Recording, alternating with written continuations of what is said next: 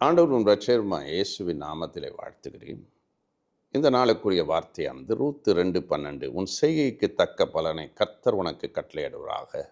இஸ்ரவேலின் தேவனாகிய கர்த்தருடைய செட்டைகளில் அடைக்கலமாய் வந்த உனக்கு அவராலே நிறைவான பலன் வரும். இந்த வார்த்தையானது ரூத்துக்கு போவாஸ் அருள்கிற வார்த்தை. போவாஸ் என்பவன் ரூத்துடைய மாமியாருடைய உறவினர். அவருடைய வயலிலே வேலை செய்கிறார். அந்த போவாஸ் கண்களிலே அவளுக்கு தயவு கிடைக்கிறது, உதவி கிடைக்கிறது.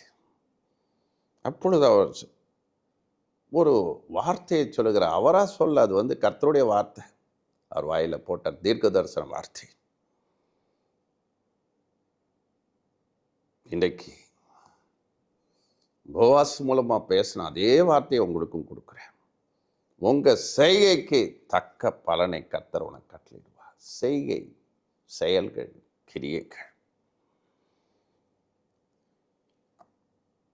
இந்த ரூத் ஒரு மோவாபியர் பெண். ஆனால் நகோமியோ இஸ்ரவேலின் தேவனை ஆராதிக்கிறவள். மோவாப் என்று சொல்லும்போது அது ஒரு இச்சை என்று பொருள் உண்டு. இச்சையிலே வந்தது சந்ததி தான் அது. இச்சை பாவத்திலே வந்தது. அது ஒரு பயங்கரமான முறைகேடானப்பா. அப்படிப்பட்ட இனத்திலே வாழ்ந்த அந்த ரூத்தை தேவன் ஆசீர்வதிக்கிறார். மோவாபியருக்கு தேசத்துக்கு போனதுனால அந்த குடும்பமே இருளுக்குள்ளானது. ஆனால் நகோமி அவங்க குடும்பம் சிதறடிக்கப்பட்டது, இருளிலே போனது. எல்லாவற்றையும் இழந்து போனார்கள். ஆனால் அவங்களுடைய மாமியாரை தாயை போல நேசித்தார். ரூத் 1:14-16 அந்த அன்பை பற்றி பார்க்கிறோம். நீங்கள் எங்கே போனாலும் நான் உங்கள் பின்னாடி வருவேன்னு சொல்கிறேன். உன் தேவன் என் தேவன் என்ற, அதுதான் முக்கியம். திரைக்கு அவள் ஒரு மாவாப்பிய. ஆனால் இஸ்ரவேலின் தேவனை அவள் முழுமையாக ஏற்றுக்கொண்டாள். இன்றைக்கு லவ் பண்ணும் பொழுது, லவ் மேரேஜெலாம் நடக்கும்போது பலவிதமான காரியங்கள், பல பாலிடிக்ஸுகள் உருவாக்குறது. ஆனால் அவள் உறுதியானவளாக இருந்ததை பார்த்துத்தான் சொல். உன் செய்கைக்கு தக்க பலன். இன்றைக்கு நம்முடைய வாழ்க்கையில் எப்படி இருக்குது? அவள் ஒரு டெஸ்டிமனி லைஃபாக இருந்தது. அவளுடைய வாழ்க்கை ஒரு பரிசுத்த ஜீவியமாக இருந்தாள். மோவாப்பியருடைய குணங்கள் அவள்கிட்ட இல்லை. ஒரு இரவு போவாஸோடு இருந்தால், ஆனால் தூய்மையான வாழ்க்கையை வாழ்த்தாள். தன்னையே பாதுகாத்து கொண்டாள். அதை வைத்துத்தான் சொல்கிறார், உன் செய்கைக்கு தக்க பலன்.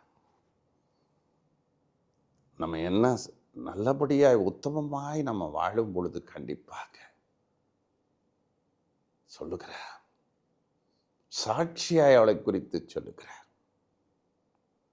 அந்த நகோமியோடு அவள் இணைந்திருந்தாள்.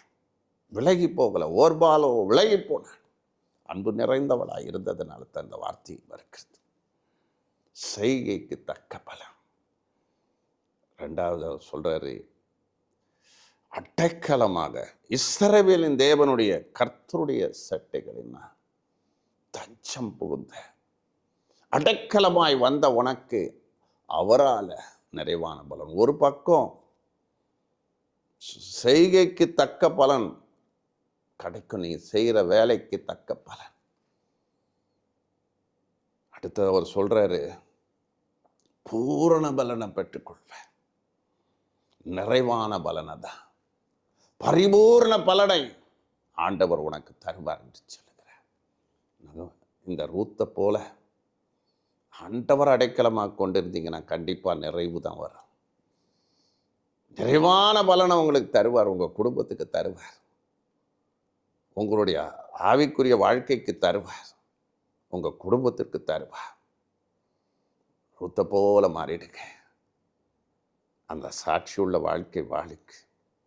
அடக்க குணம் படைத்தவள் செய்கைக்கு தக்க பலனை அவளுக்கு கொடுத்தார். நிறைவான பலனை அவள் அனுபவிக்கும்படி செய்தார். அதே போவாஸ் அவள் உடைந்து போன அவள் வாழ்க்கையை ஆண்டவர் திரும்ப கட்டினான். உடைந்த மோவாபிய தேசத்தில் உடைந்ததானால் பெத்லகேமில் மறுபடியும் அவளுடைய வாழ்க்கை துளிர்ந்தது, வெளிச்சம் வந்தது. காரணம் என்ன? அடைக்கலமாக தேவனை அடைக்கலமாய் கொண்டாள். அவளுடைய செய்கை ரட்சிப்பின் செய்கைகள் இருந்தது, நீதி உள்ள செய்கைகள் இருந்தது, பரிசுத்த செய்கைகள் இருந்தது. கர்த்தர் அதை நிமித்தம் ஆசீர்வதித்தார். இதே வாழ்க்கையை நீங்களும் பின்பற்றுங்கள். இந்த குணங்களை பெற்றுக்கொள்ளுங்கள். கிறிஸ்துவின் நன்மைகள், கிருபைகள், செய்கைக்கு போய் பலன்களை உங்கள் குடும்பம் அனுபவிக்கும், உங்கள் வீடு அனுபவிக்கும், உங்கள் பிள்ளைகள் அனுபவிப்பார்கள். உங்கள் ஊழியத்திலும் நிறைவான பலன்களை நீங்கள் பெற்றுக்கொள்வீர்கள். கர்த்தர் ஒவ்வொருவரையும் ஆசீர்வதிப்பார்.